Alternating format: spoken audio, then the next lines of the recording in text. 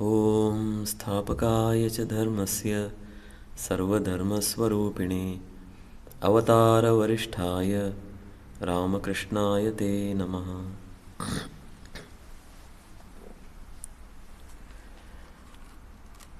पिछली बार हमने ओम ह्रीमृतम से स्टार्ट किया था। उसमें दूसरा श्लोक हम पहुँच गए थे। भक्तिर्भगश्च भजनम भवभेदकारी गच्छन्त्यलं सुविपुलं गमनाय तत्वं वक्त्रोद्धृतं मे न च भाति किंचित तस्मात् त्वमेव शरणं मम दीनबंधो। इसका अर्थ भी हमने देखा। संसार का नाश करने वाले भक्ति, ज्ञान आदि गुण तथा पूजा परम सत्य की उपलब्धि के लिए यथेष्ट है, तथापि मुख से व्यक्त होने के बावजूद ये मेरे हृदय में प्रकाश नहीं करते। अतः हे दीनबंधो, तुम ही मेरे एकमात्र शरण हो। तो हमने देखा कि भक्ति भगः च भजनम। भग मतलब गुण, भगवान के जो गुण हैं, इसलिए भगवान कहते हैं उनको। तो उनके क्या गुण हैं? संपूर्ण ऐश्वर्य, धर्म, यश, श्री मतलब संपत्ति, ज्ञान, वैराग्य।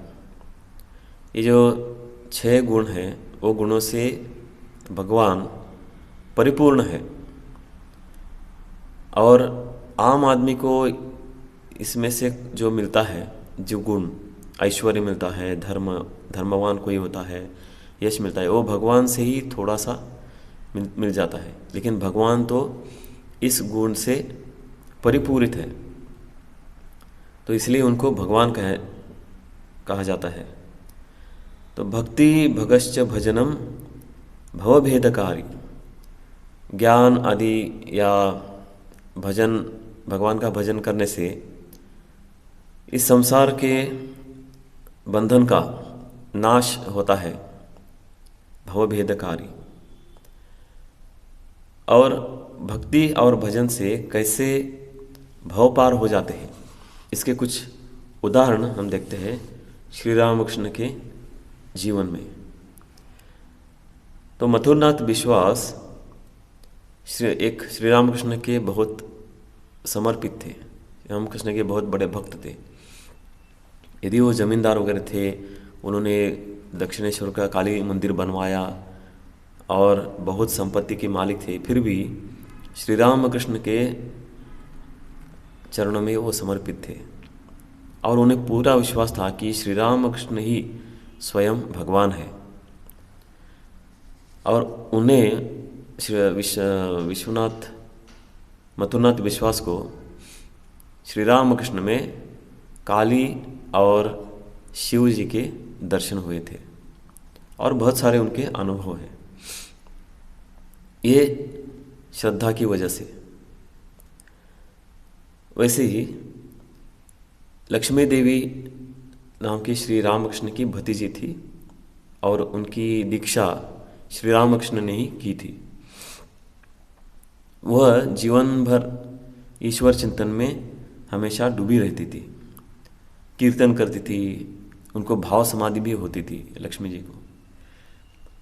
सो अपने जीवन के अंतिम दिन उस समय उन्हें लक्ष्मी और नारायण के दर्शन हुए और साथ ही शारदा माता, स्वामी जी, राखाल महाराज मतलब ब्रह्मानंद जी और अन्य लोगों से घिरे हुए श्री रामकृष्ण भी दिखाई दिए। और वहाँ उन्होंने योगिन माँ और गोलाब माँ, जो कि श्री रामकृष्ण के भक्त थे, उनको भी देखा। और योगिन माँ और गोलाब माँ ने लक्ष्मी दीदी को कहा, लक्ष्मी, यहाँ भोजन, नींद, बीमारी या शोक की कुछ समस्या नहीं है। गुरु के साथ रहने से हमें अखंड आनंद मिलता है। ये उनके दर्शन हुए अंतिम दिन। तो ये कैसे हुआ? सब समय भगवत चिंतन करने से, श्रद्धा भक्ति से चिंतन करने से। वैसे ही श्री रामकृष्ण के भक्त एक थे, शंभू मलिक नाम के, और वे महान भक्त थे, कर्मयोगी थे। उनके सानिध्य में, श्री रामकृष्ण के सानिध्य में वो बहुत बार आए, और श्री रामकृष्ण ने उनके मन में उनके धन के प्रति ऐसा एक वैराग्य उत्पन्न किया। बार बार भगवान की बातें सुनते सुनते उनके मन में एक वैराग्य उत्पन्न हुआ, और उन्होंने अपने संपत्ति का अच्छी तरह से उपयोग किया समाज के लिए, और दान देके उन्होंने अपना संपत्ति खर्च किया। तो उनके निधन के कुछ दिनों बाद श्री रामकृष्ण ने अपने भक्तों से कहा कि भगवान के भक्त जो हैं उनको कोई भय नहीं रहता, उनको डरने की कोई आवश्यकता नहीं है। वे उनके अपने हैं, मतलब भक्त जो रहते हैं भगवान के अपने होते हैं, और भगवान हमेशा उनके साथ खड़े रहते हैं। जैसे कि देखा जाए महाभारत में भगवान श्री कृष्ण हमेशा पांडवों के साथ रहते थे। पांडवों के ऊपर इतनी समस्या आई, इतना संघर्ष करना पड़ा, इतने समस्याओं का सामना करना पड़ा, लेकिन भगवान श्री कृष्ण उनके साथ थे, इसलिए उनके पास एक मनोधैर्य था। तो भगवान का पास रहना और भगवान के पास रहना, ये दोनों भी बहुत ज़रूरी है, बहुत महत्वपूर्ण है। तो भगवान के साथ अगर मन रहता है तो कोई भी कठिनाइयाँ आने पर भी डर नहीं लगता है, एक प्रकार की मनोधैर्य बढ़ता है, मन की शक्ति बढ़ती है। तो इसलिए हमेशा भक्तिपूर्वक भगवान की स्तुति करना बहुत ज़रूरी है।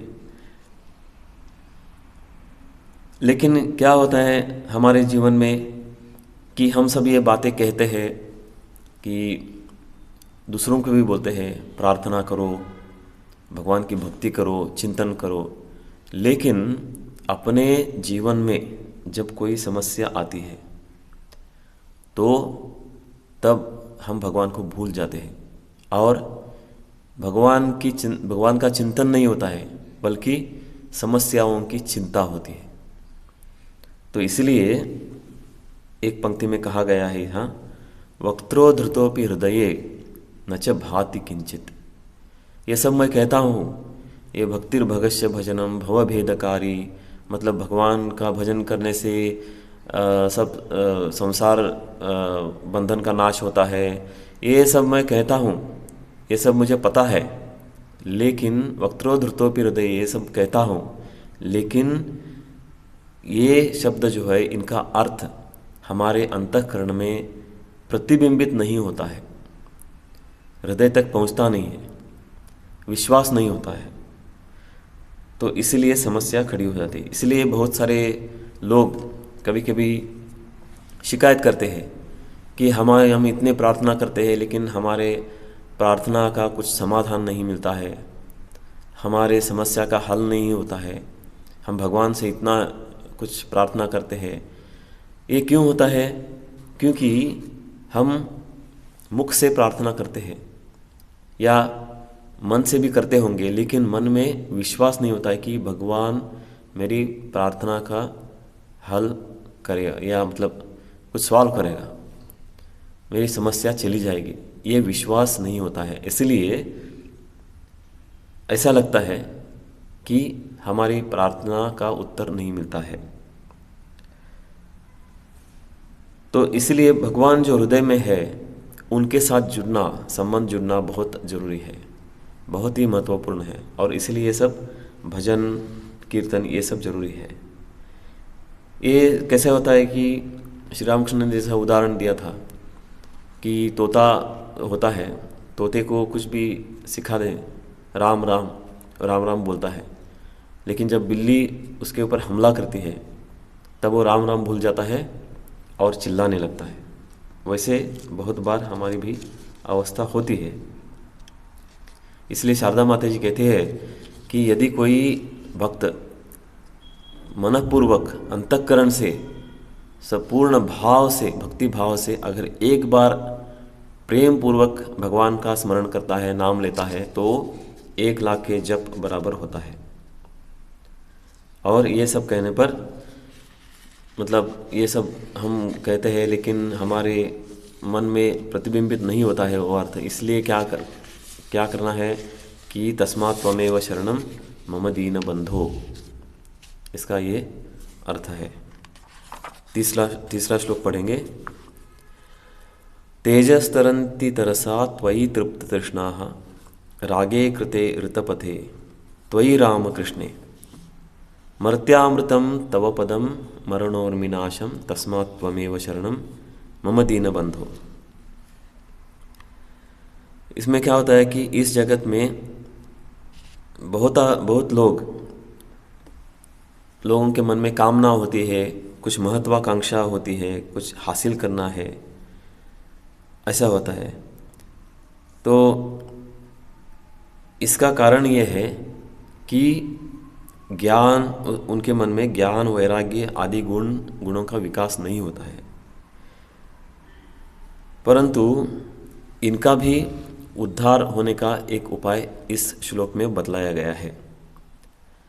इसका अर्थ है कि हे सत्य तथा मार्ग रूपी श्री रामकृष्ण, ऋतपथ, ऋत मतलब सत्य, ऋतपथे त्वयि रामकृष्णे, भक्तगण तुम्हारे प्रति प्रेम भाव उत्पन्न करके अपनी सारी कामनाएं पूरी कर लेने के बाद तत्काल पुनर्जन्म से छुटकारा पा लेते हैं। तुम्हारे चरण मृत्यु की लहरों का नाश करके मर्त्य जीवों को अमृतत्व प्रदान करने में समर्थ है। इसलिए हे दीनों के बंधु, तुम ही मेरे एकमात्र शरण हो। तो पुनर्जन्म जो होता है, इसमें जो उद्धृत किया गया है कि उनका पुनर्जन्म नहीं होता है। जो भक्त आपके शरण में आते हैं उनका पुनर्जन्म नहीं होता है। पुनर्जन्म क्यों होता है? उसका कारण है इच्छा, आकांक्षा, वासना, कि इसकी वजह से पुनर्जन्म होता है।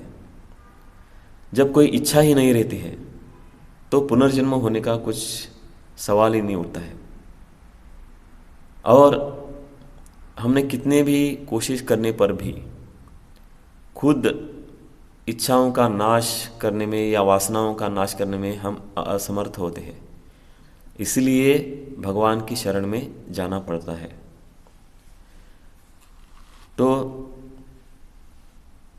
श्री रामकृष्ण के चरण पवित्र है।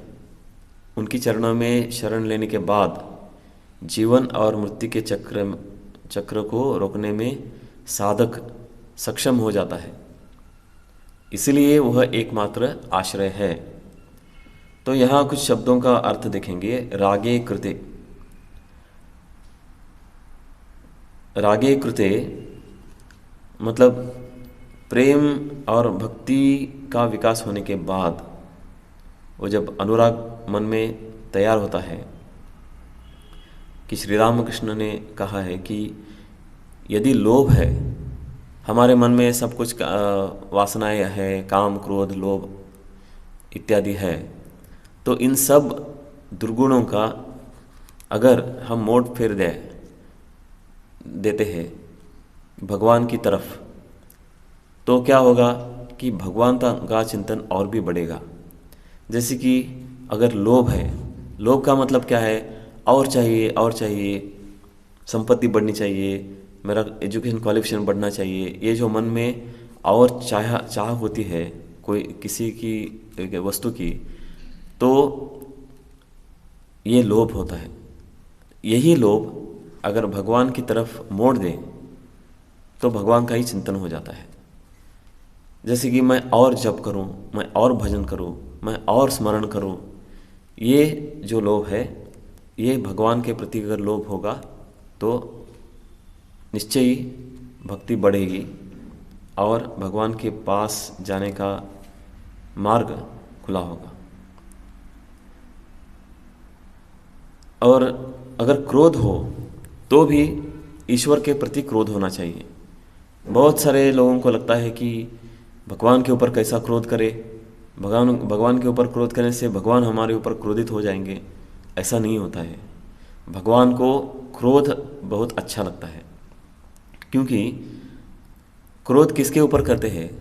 जो अपना प्रिय होता है, जो अपना नज़दीक होता है, उसके ऊपर ही क्रोध करते हैं। जो परिचित नहीं है उसके ऊपर क्रोध नहीं होता है। तो इसलिए जब क्रोध करते हैं तो भगवान समझ जाते हैं कि ये मुझे बहुत प्रेम करता है, तो ये भक्त, तो इसलिए भगवान उसकी आकांक्षा जो है पूरी कर देते हैं। तो जैसे कि हम देखते हैं क्रोध में भी प्रेम होता है। एक बार क्या हो गया कि राखाल महाराज जो स्वामी ब्रह्मानंद जी थे, तो एक बार श्री रामकृष्ण के पैरों को मालिश कर रहे थे, मसाज कर रहे थे। तेल की कटोरी रखी हुई थी और तेल लगा रहे थे पाँव को और मसाज कर रहे थे और बोल रहे थे, प्रार्थना करते श्री रामकृष्ण को कि मुझे भी कुछ आध्यात्मिक अनुभूति होनी चाहिए। तो श्री रामकृष्ण उनकी प्रार्थना सुन रहे थे, लेकिन ज़्यादा उसको सीरियसली नहीं ले रहे थे, नज़रअंदाज कर रहे थे। ये देखकर ये राखाल महाराज को बहुत गुस्सा आ गया, क्रोध आ गया। उन्होंने तेल की कटोरी फेंक दी और बाहर जाने लगे, क्रोधित होके बाहर जाने लगे। श्री रामकृष्ण के कक्ष के बाहर आए और जो दक्षिणेश्वर काली मंदिर का जो कंपाउंड है उसके बाहर जाने लगे, लेकिन बाहर नहीं जा पा रहे थे क्योंकि उनके पाँव ही नहीं बाहर जा सक रहे थे, इसलिए वो वहीं बैठ गए। बाद में श्री रामकृष्ण आए उनके पास और बोले कि तुम कैसे बाहर जा सकते थे? मैंने तो मन से वहाँ एक रेखा अंकित की है, उसके बाहर तुम नहीं जा सकते। तो बाद में उन्होंने राखाल महाराज के ऊपर कृपा की और राखाल महाराज को आध्यात्मिक अनुभूति मिल गई।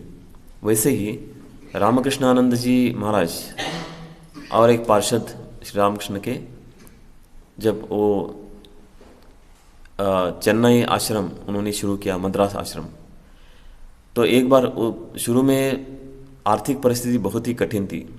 कभी कभी खाने को नहीं मिलता था और कुछ निवेदन करने के लिए भी नहीं रहता था। एक दिन ऐसा ही हो गया कि श्री रामकृष्ण को निवेदन करने के लिए कुछ नहीं था। तो रामकृष्णानंद जी को बहुत गुस्सा आ गया।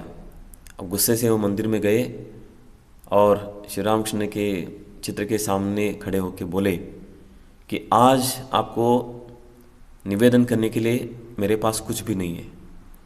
अगर कुछ नहीं मिला तो समुद्र से मैं बाली लेके आऊँगा, सैंड लेके आऊँगा, वही आपको मैं निवेदन करूँगा, वही मैं भी खाऊँगा।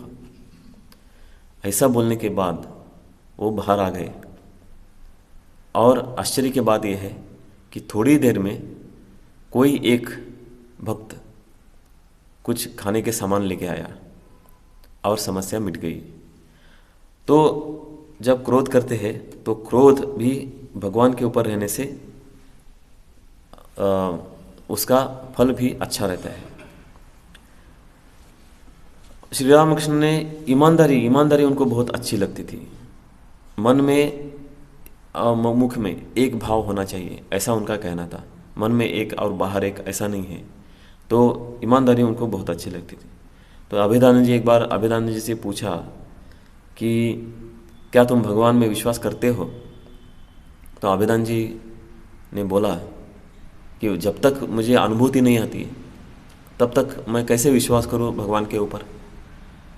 तो श्री रामकृष्ण बोले, यही बात अगर तुम किसी और से कह देते तो वो तुम्हें थप्पड़ लगा देता। तो अभेदानंद जी बोले, ठीक है, आप भी वैसा कर सकते हो, लेकिन जब तक मुझे अनुभूति नहीं आएगी तब तक मैं इसके ऊपर विश्वास नहीं कर सकता। ये ईमानदारी श्री रामकृष्ण को बहुत अच्छी लगी और बाद में उन्होंने उनके ऊपर कृपा कर दिया और उनको आध्यात्मिक अनुभूति आ गई। तो ये जो उदाहरण है, ऐसे बहुत सारे उदाहरण हमको मिलते हैं श्री रामकृष्ण के जीवनी में कि कैसे काम क्रोध लोभ ये भगवान की तरफ मोड़ देने से भगवान की ही प्राप्ति हो जाती है। उसके बाद आता है कि तेजस तरंती, तेजः तरंती। तो यहाँ तेजस जो शब्द है उसका रजस के अर्थ में उपयोग किया गया है। तो रजस मतलब जो क्रियाशील मन रहता है उसको रजस बोलते हैं, कि रजस को पार करके सत्व में मन चला जाता है और जब सत्व में चला जाता है कि सत्व की सहायता से ईश्वर प्राप्ति होती है। तो रजस का मुख्य लक्षण है सक्रियता, क्रिया करना, जिसके कारण व्यक्ति में अति उत्साह होता है, आत्मगौरव के बारे में भावना होती है, अहंकार होता है। ये आदि जो गुण होते हैं विकसित होते हैं रजस की वजह से। लेकिन जब ऐसा व्यक्ति किसी महापुरुष के संपर्क में आता है या किसी महान जीवन के संपर्क में आता है तो उसमें रजस का गुण जाके सत्वगुण विकसित होता है और उसमें भक्ति भी विकसित होती है। श्री रामकृष्ण के एक भक्त थे, उनका नाम था मनोमोहन मित्र, कि वो बोलते थे कि भगवान को तो मैं नहीं जानता, लेकिन मैं आपकी शरण में आया हूँ, तो आप ही मेरा उद्धार कीजिए और आप ही मेरे जिम्मेदारी ले लीजिए। एक बार श्री रामकृष्ण ने इस मनोमोहन मित्र के सामने ही किसी और भक्त की प्रशंसा की। वो अमुक अमुक के भक्त है, बहुत अच्छे हैं वगैरह प्रशंसा की। मनोमोहन मित्र को बहुत खराब लगा, उनको ऐसा खेद हो गया, अपमान हुआ ऐसा लगा। इसलिए उन्होंने दूसरे दिन से श्री रामकृष्ण के पास आना ही छोड़ दिया। बहुत दिन तक मनोमोहन मित्र श्री रामकृष्ण के पास नहीं आए। तो श्री रामकृष्ण को बहुत चिंता हो गई, क्या हो गया, कुछ वो नहीं आ रहे। तो इसलिए उन्होंने किसी और को भेजा, भक्त को, उनके घर, और पूछने के लिए बोला कि मनोमोहन मित्र कैसे है और वो क्यों नहीं आ रहे हैं। उससे मनोमोहन मित्र बहुत द्रवित हो गए, उनको बहुत अच्छा लगा और बहुत बुरा भी लगा कि मैं इतने दिन से गुस्से, मेरा क्रोध की वजह से मैं नहीं गया श्री रामकृष्ण के पास, और श्री रामकृष्ण के मन में इतना प्रेम है मेरे लिए कि मुझे मेरे बारे में पूछने के लिए उन्होंने एक आदमी भेजा, और तुरंत वो मनोमोहन मित्र श्री रामकृष्ण के पास आए, उनको प्रणाम किया, क्षमा मांगी और पूर्ववत वो श्री रामकृष्ण के पास जाने लगे। मर्त्यामृतम तव पदम मरणोर्विनाशम, दूसरी पंक्ति आती है, मर्त्यामृतम तव पदम मरणोर्विनाशम। यहाँ भगवान के चरणों की प्रशंसा की है, श्री रामकृष्ण के चरणों की प्रशंसा की है कि जो कोई आपके चरणों को एक महान खजाना मानता है, संपदा मानता है, तो उसके लिए यह जन्म और मृत्यु के चक्र का विनाशक बन जाता है। तो एक प्रकार का समर्पण है। मतलब ये जो शरणागति है, आपके जो पद कमल है, वो ये जो जन्म मृत्यु का चक्र है उसका विनाश करने के लिए समर्थ है। और ये घटना जो है ये अक्षरशः हम देखते हैं कि श्री रामकृष्ण के जीवन में हुई। श्री रामकृष्ण के एक भक्त थे कालीपद घोष, और एक बार कालीपद घोष बोले श्री रामकृष्ण को तो बहुत निष्पाप थे। कालीपद घोष कुछ मन में एक उन्होंने प्लान किया, बनाया, और श्री रामकृष्ण को बोले चलो हम आपको कलकत्ता लेके जाएंगे। श्री रामकृष्ण तैयार हुए और दोनों नाव में बैठ गए। नाव जाने लगी, जैसे ही नाव नदी के गंगा नदी के बीच में आई, तब कालीपद घोष ने श्री रामकृष्ण के पांव पकड़ लिए और बोले, मैं हमेशा ये बहुत खराब व्यवहार किया है, मेरा जीवन पवित्र नहीं है, मैं शराबी हूँ और मेरे पास भगवान का नाम लेने का भी समय नहीं है, तो आप मुझे मेरे ऊपर दया कीजिए और मुक्ति का मार्ग मेरे लिए खोल दीजिए। तो श्री रामकृष्ण तो एकदम चौंक गए। इस नदी के बीच नाव में ऐसे उन्होंने कहा। तो श्री रामकृष्ण ने बोला कि ठीक है, उनके जीवा पर कुछ मंत्र लिख दिया और बोले, अभी से भगवान का नाम वो ऑटोमेटिक तुम्हारे जीवा से हो जाएगा, तुम्हारे मन में हो जाएगा, तुमको कुछ करने की ज़रूरत नहीं। तो बोले नहीं नहीं, ये मुझे नहीं चाहिए, लेकिन आप मुझे कृपा करो कि आप मुझे वचन दो कि मृत्यु के समय मुझे मेरे पास आएंगे और मुझे हाथ से लेकर प्रकाश की ओर, अंधकार से प्रकाश की ओर लेके जाएंगे, ऐसा मुझे वचन दीजिए। ऐसा उन्होंने कहा कालीपद घोष ने। तब श्री रामकृष्ण ने कहा, ठीक है, आपकी प्रार्थना पूरी होगी। तो ये एक शरणागति का प्रकार है। अब चौथा श्लोक देखेंगे। कृत्यम करोति कलुषम कुहकांतकारी स्नातम शिवम सुविमलम तव नामनाथ यस्मादहं त्वशरणो जगदेकगम्य तस्मात् त्वमेव शरणं मम दीनबंधो। तो ऐसा है कि कोई अगर अपनी राग द्वेष आदि दुर्बलता है जो है, वो ईश्वर की ओर मोड़ देने में भी असमर्थ है, तो उसके लिए क्या मुक्ति का मार्ग क्या हो सकता है? तो उसके लिए श्री रामकृष्ण का नाम ही काफ़ी है। श्री रामकृष्ण का जो नाम है तो वही उतना काफ़ी है। भगवान नाम स्मरण की महिमा इसमें वर्णन की है। मतलब किसी को गुस्सा आएगा, क्रोध आएगा, लोभ होगा, लेकिन उस समय उसको भगवत चिंतन नहीं हो सकता है। वह अपने लोभ के अनुसार चलने लगता है। लोभ को अगर मोड़ देने में सक्षम नहीं है तो उसके लिए भगवान नाम स्मरणम ये बहुत सहज उपाय है, इसमें इस श्लोक में बतलाया गया है। इसलिए स्वामी जी ने ये श्री रामकृष्ण संघ की स्थापना की, रामकृष्ण संघ की। तो उन्होंने नाम क्या दिया? रामकृष्ण मठ या रामकृष्ण मिशन। मतलब जब हम सोचते हैं या कहते हैं कि रामकृष्ण मठ, रामकृष्ण आश्रम, रामकृष्ण मिशन, तब रामकृष्ण का नाम ही हम लेते हैं। और नाम लेते लेते कुछ तो थोड़ा बहुत स्मरण होता है।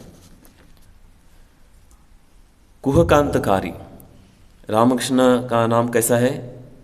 कुहकांतकारी। कुहक मतलब धोखा देने वाला। धोखा देने वाला मतलब जो दिखता है वैसा नहीं होना। और अंतकारी मतलब नाश करने वाला। तो कुहक, अंतकारी, ये भगवान का नाम है। माया जो है, माया की वजह से हम इस दुनिया में अलग अलग चीज़ देखते हैं। जो माया शक्ति है, नहीं तो है तो परमात्मा ही, ब्रह्म सत्यम जगन मिथ्या, लेकिन माया की वजह से हम अलग अलग रूप, अलग अलग नाम, अलग अलग सब वस्तु देखते हैं। और माया की विशेषता क्या है कि विक्षेप, ये झांकता है, मतलब जो असली चीज़ है वो ढांक देता है और कुछ और ही विक्षेप करता है, मतलब प्रोड्यूस करता है। वास्तविक को ढकना और कुछ और को दिखा देना और पेश करना, इसी यही कारण है कि हम इसमें फंस जाते हैं, आवरण और विक्षेप। तो इसकी वजह से क्या होता है कि जो सत्य है वो दिखाई नहीं देता। इसलिए कहा गया है कि ब्रह्म सत्यम जगन मिथ्या जीवो ब्रह्मैव नापरः, मतलब ये जगत अलग नहीं है, ये जगत ब्रह्म ही है। जैसे कि मिट्टी के बहुत सारे बर्तन होते हैं और उसमें मिट्टी तो होती है, रादर उसमें नहीं, वही मिट्टी होती है, लेकिन उसको अलग अलग रूप, अलग अलग नाम देने के बाद हम मिट्टी उसमें नहीं देखते हैं, उसमें वो वस्तु देखते हैं। और वो वस्तु जब वस्तु का विनाश हो जाता है या फूट जाती है तो बहुत मन खराब होता है। क्यों खराब होता है? क्योंकि नाम और रूप से हम आइडेंटिफिकेशन करते हैं, जुड़ जाते हैं, तत्व के साथ जुड़ नहीं जाते हैं। तो सोने के आभरण देखते हैं, कुछ सोने की अंगूठी है, वो टेढ़ी मेढ़ी है, तो टेढ़ा मेढ़ा आकार दिखते हैं, लेकिन सोना नहीं देखते हैं। तो ये सब होता है माया की वजह से। इसलिए हम बहुत सारे व्यक्तियों को देखते हैं और उनके साथ वैसे वैसे व्यवहार करते हैं। किसके ऊपर प्रेम रहता है, किसके ऊपर क्रोध रहता है, किसके ऊपर आकर्षण रहता है, ये सब क्यों होता है? अलग अलग देते हैं। उसके भीतर जो परमात्मा है उसको देखने में सक्षम नहीं होते हैं, इसलिए अलग अलग सब दिखाई देता है। लेकिन भगवान का नाम जो है वो माया को नष्ट कर देता है, माया की जादू को नष्ट कर देता है, और जो सत्य है वो प्रकाशित करता है। तो कैसे ये होता है? तो एक सुरेंद्रनाथ करके श्री रामकृष्ण के एक भक्त थे, और सुरेंद्रनाथ को शराब पीने का बहुत ही व्यसन था, और बहुत लोगों ने उनको सलाह दी कि शराब मत पियो, उससे क्या क्या दुष्परिणाम हो सकते हैं आरोग्य के ऊपर, ये सब ने कहा। लेकिन श्री रामकृष्ण ने कुछ अलग ही उनको सलाह दी थी। श्री रामकृष्ण ने कहा कि जब भी तुमको शराब पीने की इच्छा हो जाएगी तब माँ, मतलब जो माँ काली को वो समर्पित करना, निवेदन करना, और बाद में प्रसाद ग्रहण करना। इससे क्या हुआ, कुछ दिन उन्होंने वैसे किया, लेकिन उसके बाद उनको लगा कि ये मैं क्या भगवान को क्या ऑफर कर रहा हूँ, क्या निवेदन कर रहा हूँ, ऐसा कोई करता है?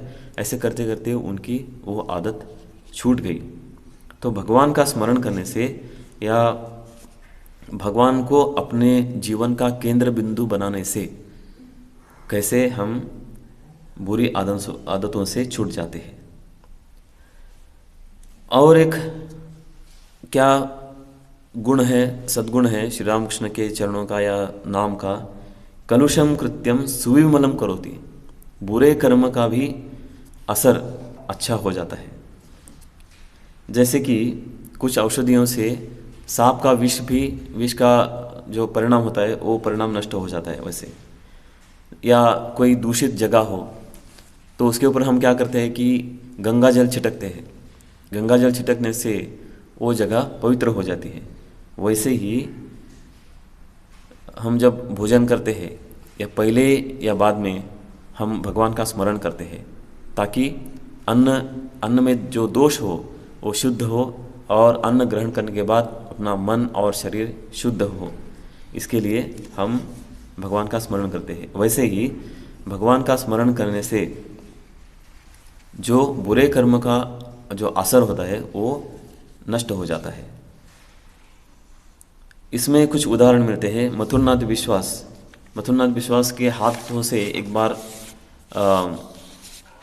एक कुछ गलत हो गए, किसकी हत्या हो गई, मतलब उनके जो सिक्योरिटी गार्ड थे उनको उन्होंने कुछ किसके साथ झगड़ा करने के लिए बोला, और उस झगड़े में दूसरे सिक्योरिटी गार्ड की हत्या हो गई। और ये मथुरनाथ विश्वास तो बहुत डर गए और दौड़ के श्री रामकृष्ण के पास आए, उनके चरण पकड़े और बोले मुझे इससे बचाओ। लेकिन श्री रामकृष्ण तो बोले तुम सब गलती करके आओगे और मुझे बचाने के लिए बोलोगे। तो तब भी मथुरनाथ विश्वास ने उनको नहीं छोड़ा, उनके पांव पकड़ के रखे और बोले आप ही मेरा सब कुछ हो, तो मैं आपकी शरण में आया हूँ, कृपा करके मुझे बचा लीजिए। तो श्री रामकृष्ण ने उनके ऊपर कृपा की और कैसे वैसे मथुरनाथ विश्वास बच गए। लेकिन इसका मतलब ये नहीं हम कुछ भी करेंगे और भगवान के पास जाएंगे। शिक्षा तो कुछ तो उसकी पनिशमेंट तो मिलेगी ही। लेकिन दृढ़ श्रद्धा अगर होगी तो सिचुएशन, वस्तुस्थिति बदल जाती है। जैसे गीता में कहा गया है, भगवान श्री कृष्ण ने सर्वधर्मान परित्यज्य मामेकम शरणं व्रज अहम त्वा सर्व पापेभ्यो मोक्षयिष्यामि मा शुचः। सर्वधर्मान परित्यज्य, सर्व अपने जो गुण दुर्गुण और जो कुछ है तुम्हारे मन में वो छोड़ के मुझे शरण आ जाओ। अहम त्वा सर्व पापेभ्यो, मैं तुमको सर्व पापों से मुक्त कर दूंगा, दुख मत करो। ऐसे अर्जुन के द्वारा हम सबको भगवान श्री कृष्ण कहते हैं।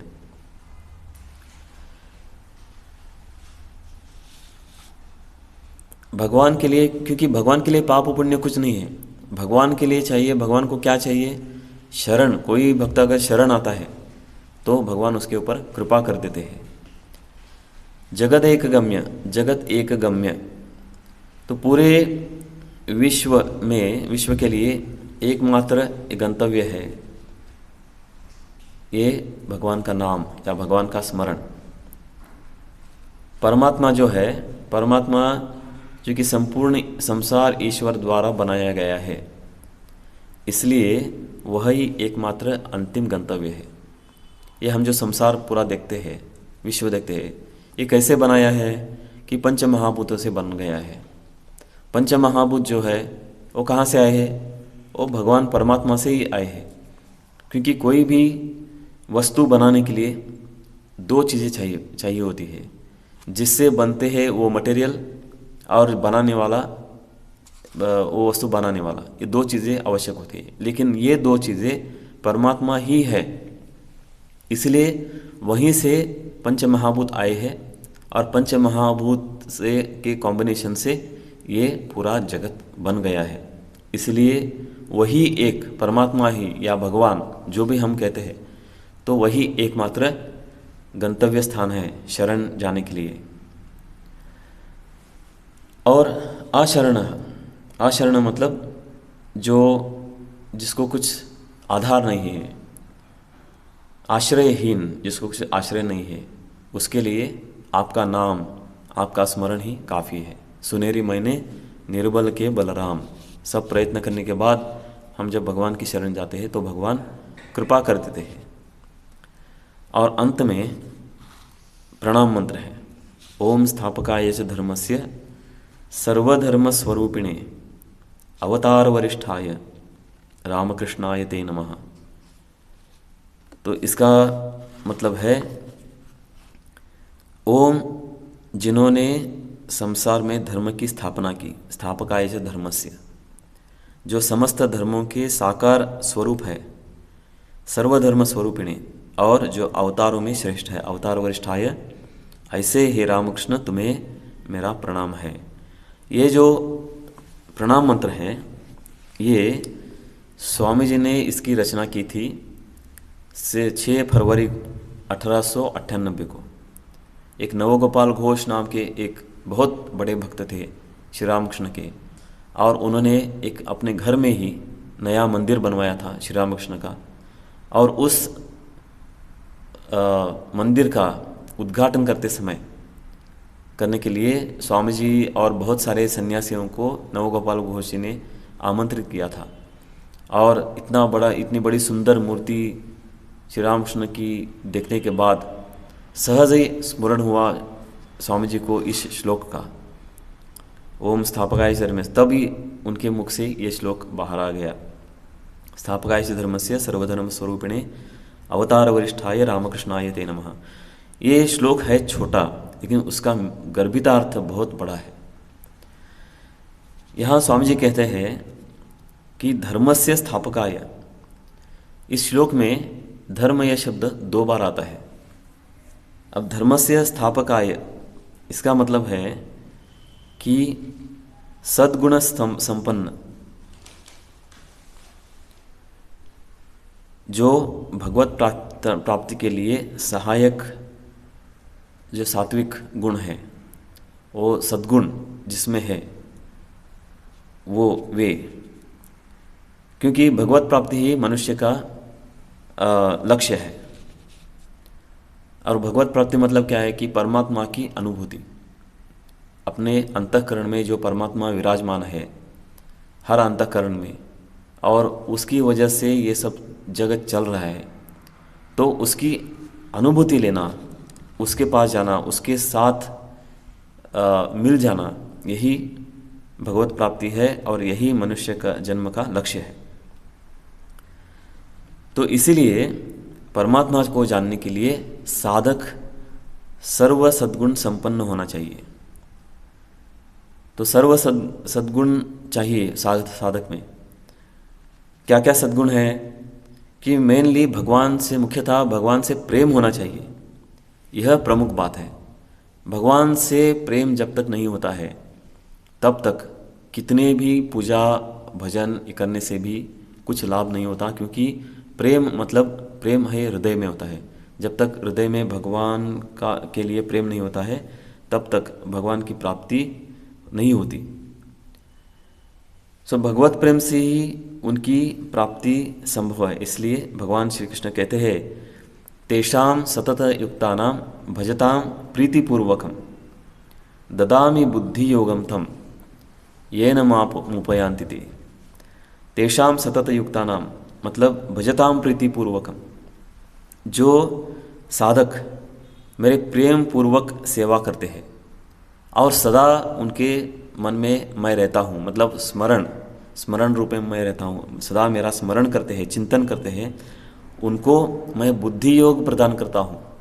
ददामि बुद्धि योगम तम येन माम उपयान्ति ते। मैं बुद्धि योग प्रदान करता हूँ जिससे वो मेरे पास आ जाते हैं, मुझ में समा जाते हैं। यहाँ बुद्धि योग बोला है, बुद्धि नहीं है, बुद्धि योग। तो बुद्धि मतलब इंटेलेक्ट और योग मतलब जो बुद्धि है वो भगवान से निगडित करना है कि बुद्धि इस अभी जो हमारे पास बुद्धि है उस बुद्धि से हम जगत का अभ्यास करते हैं और जगत के बारे में जान जाते हैं। लेकिन बुद्धि योग की वजह से हम भगवान को समझ जाते हैं और वो एक भगवान की कृपा ही होती है। इसलिए वचनामृत में एक प्रसंग में आता है कि श्री रामकृष्ण कुछ बात बता रहे एम को, मास्टर महाशय को, और तब मास्टर महाशय को पूछते हैं बात बताने के बाद कि तुमको समझ में आया? तो मास्टर महाशय बोलते हैं हाँ समझ में आया। तो तुरंत श्री रामकृष्ण बोलते हैं ये भी भगवान की कृपा है, समझ में आना ये भी भगवान की कृपा है। तो इसलिए भगवान के ऊपर प्रेम रहना बहुत ज़रूरी है। भगवान के ऊपर प्रेम के साथ साथ और क्या चाहिए? आत्मसंयम। आत्मसंयम होना भी आवश्यक है। आत्मसंयम क्या मतलब क्या है कि मन की चंचलता जो है, मन की चंचलता पर नियंत्रण पाना बहुत ज़रूरी है। जैसे श्री रामकृष्ण उदाहरण देते हैं, मन की चंचलता मतलब क्या है कि मैं ये करूँगा वो करूँगा, कल मैं यहाँ जाऊँगा वहाँ जाऊँगा। ये बहुत सारे हम खुद को बिजी रखते हैं, व्यस्त रखते हैं और भगवान को भूल जाते हैं। तो क्या होता है कि श्री रामकृष्ण ने जो उदाहरण दिया था कि पंछी का, पंछी जहाज़ के मास्तूल के ऊपर बैठा था और उसको ध्यान नहीं आया, वो बैठा था आराम से, जहाज़ तो पानी में चला गया। पानी के समुद्र के बहुत दूर जाने के, धरती से बहुत दूर जाने के बाद अचानक पंछी को दिखा कि सब जगह पानी ही पानी है। इसीलिए वो पूर्व दिशा में उड़ा और कहाँ ज़मीन मिलती है क्या, भूमि मिलती है क्या, उसने देखा। बहुत दूर जाने पर भी ज़मीन नहीं दिख रही थी, इसलिए वापस आया, मस्तूल के ऊपर बैठ गया।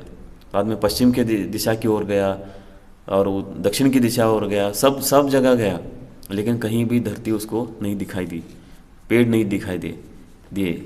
इसलिए वो आया और शांत भाव से मस्तूल के ऊपर ही बैठ गया। अभी उसको पता चला कि इसके सिवा और रास्ता नहीं है। वैसे ही हम जीवन में बहुत सारे कर्म करते हैं, बहुत व्यस्त रहते हैं, लेकिन सब किस लिए करते हैं? आनंद और शांति प्राप्त करने के लिए। लेकिन सब करने के बावजूद जब पता चलता है कि इतना करने के बाद भी मुझे शाश्वत आनंद या शांति नहीं मिली, तब भगवान की तरफ मन मुड़ने लगता है शाश्वत आनंद और शांति प्राप्ति के लिए। वो तब आत्मसंयम हो जाता है। उसके बाद प्रलोभन पर नियंत्रण पाना बहुत जरूरी है। प्रलोभन पर कैसे नियंत्रण पाना है? लोभ होते हैं, मन में प्रलोभन होता है, आकर्षक वस्तु देखने पर मन में प्रलोभन हो जाता है और उसके पीछे मन जाता है। तो इसीलिए विवेक बुद्धि बहुत जरूरी है। विवेक बुद्धि का उपयोग जो भगवान ने दिया है, विवेक बुद्धि, उसका उपयोग करना बहुत जरूरी है।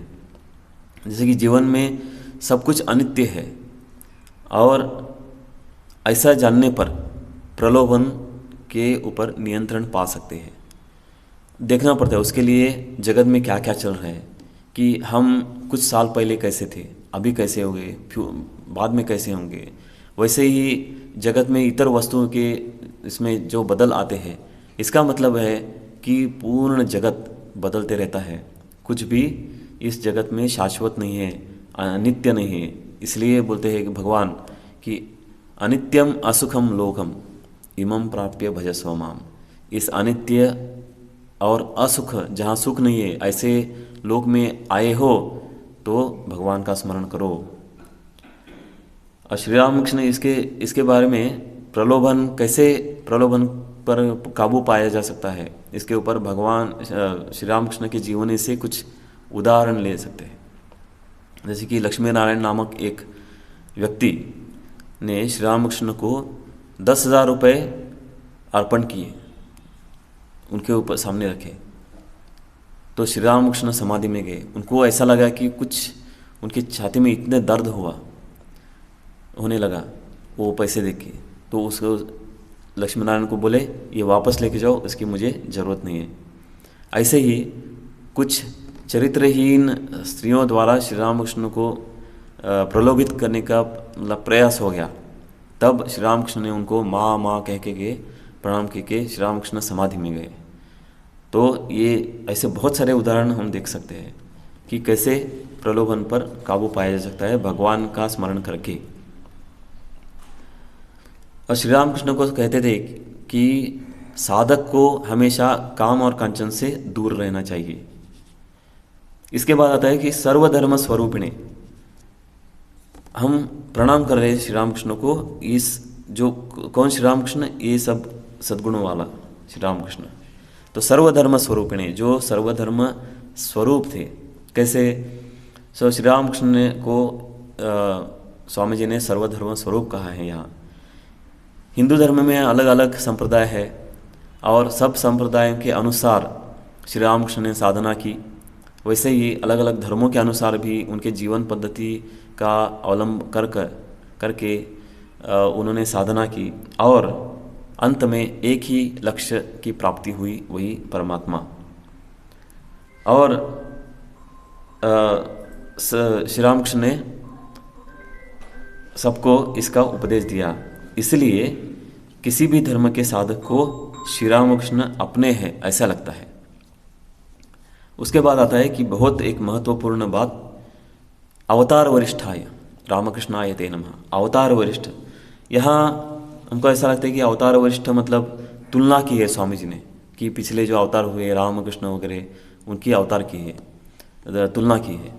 उनकी तुलना करने का बिल्कुल भी यहाँ उद्देश्य नहीं है स्वामी जी का, क्योंकि पहले भी सब अवतार बहुत ही महान थे। उनके बारे में कुछ मतलब संदेह ही नहीं है।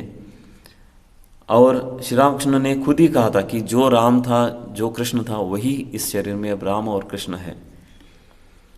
लेकिन यहाँ कुछ पॉइंट्स, कुछ गुण दिखाई देते हैं श्री रामकृष्ण के जीवनी में जो प्रभावित करते हैं। जैसे कि पूर्व काल में जीवन की समस्याएं समाज या देश के संबंधित थी, लेकिन श्री रामकृष्ण का जब अवतार हुआ तब जो समस्याएं थी वो वैश्विक रूप धारण किया था। समस्याओं ने सब जगह बहुत सारी समस्या थी और लेकिन श्री रामकृष्ण ने कभी सामाजिक या वैश्विक समस्याओं के ऊपर ध्यान नहीं दिया, उसके बारे में कुछ अपना मत व्यक्त नहीं किया या सुलझाने की भी कोशिश नहीं की। तो श्री रामकृष्ण ने किया क्या? श्री रामकृष्ण ने भगवत प्राप्ति के लिए जो आवश्यक है वो जीवन अपना ये किया, निगडित किया, जीवन गठन किया। भगवत प्राप्ति करने के बाद उन्होंने सबको मार्गदर्शन किया, सुलभ संदेश दिए, और उनके पास जो साधक आए उनको सबको उन्होंने एक स्फूर्ति दे दी कि भगवत प्राप्ति कैसे हो सकती है। और बहुत सारे युवक उनके पास आए थे जो कि पाश्चात्य संस्कृति से प्रभावित थे, उनके मन को उन्होंने आकार दिया और उनका मन भी भगवान की तरफ मोड़ दिया और उनके मन को आकार दिया। कैसे? जैसे कि मिट्टी के खिलौने बनाते हैं वैसे। तो इतनी सहजता से उनको उपदेश उन्होंने दिया। और यही एक श्री रामकृष्ण के जीवन में एक मुख्यतः एक प्रभावशाली किमिया थी। सनातन धर्म जिसका सबको विस्मरण हुआ था, उसको श्री रामकृष्ण ने बहुत अपने जीवन के द्वारा जागृत कर दिया और वो सनातन धर्म प्रभावित हो उठा और सामान्य लोगों को भगवत प्राप्ति करने की प्रेरणा मिली। और उनके संदेश जो आज उपलब्ध है वचनामृत में वगैरह, वो वचनामृत कई लाखों लोग पढ़ते हैं और उनको एक मन में स्फूर्ति आ जाती है कि भगवान प्राप्ति असंभव नहीं है। अगर भगवान का नित्य स्मरण करेंगे, भक्ति करेंगे, भजन करेंगे तो भगवत प्राप्ति सहज संभव है। ये उन्होंने एक विश्वास दिलाया। यही श्री रामकृष्ण की किमिया थी। तो आज अपना ये ओम ह्रीमृतम स्तोत्र पूर्ण हो जाता है। अगले पाठ में, अगले क्लास में हम सर्वमंगल मांगल्य के बारे में चिंतन करेंगे। ओम निरंजनम नित्यम अनंतरूपम भक्तानुकंपा धृतविग्रहं वै ईशावतारं परमेशमीड्यं तं रामकृष्णं शिरसा नमामः।